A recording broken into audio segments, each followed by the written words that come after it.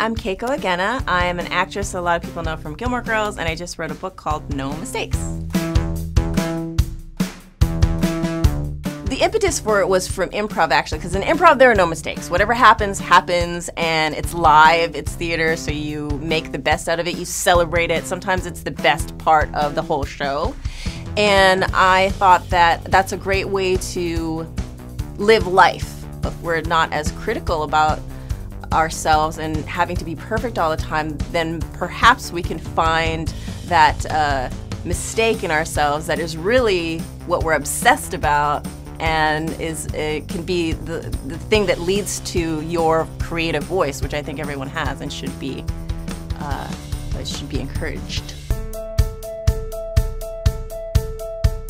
Some common mistakes I think that people do when they're trying to be creative is that they find their hero, they obsessively watch their hero, and then they try to do their thing, and then they compare themselves to their hero, and they just go, oh, and then they rip it up, and it never sees the light of day. So I would say watch all your heroes, watch many heroes, because a lot of times if you have a lot of different influences, then it's easier to trust your own voice and your own gut. And then put it out there, because I think that people who are very prolific understand that whatever it is that you're creating at this moment today is only a part of your process. It's only the step that you're on at this particular point in time. It's not the whole of your experience. It's not the best that you can ever do. It just happens to be what is live and present today, and it's okay that it's not whatever it is that you ultimately want it to be.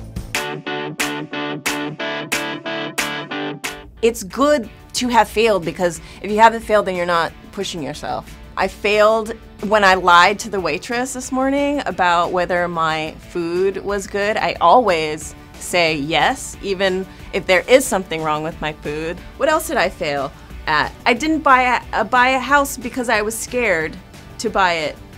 And I should have bought it because it would have been worth a lot of money now, even though it was a fixer-upper. One quick thing is I have this little piece of, I call it a janky piece of kid art, you know, and I think, you know, why is it that when a kid draws a terrible piece of art, we go, oh, look at that, and we put it on a refrigerator? We all do it because we're used to looking at children and seeing their potential. And I think that's great, but I think that at some point we stop doing that. And what my question is, why do we stop doing that? Because we always still have potential.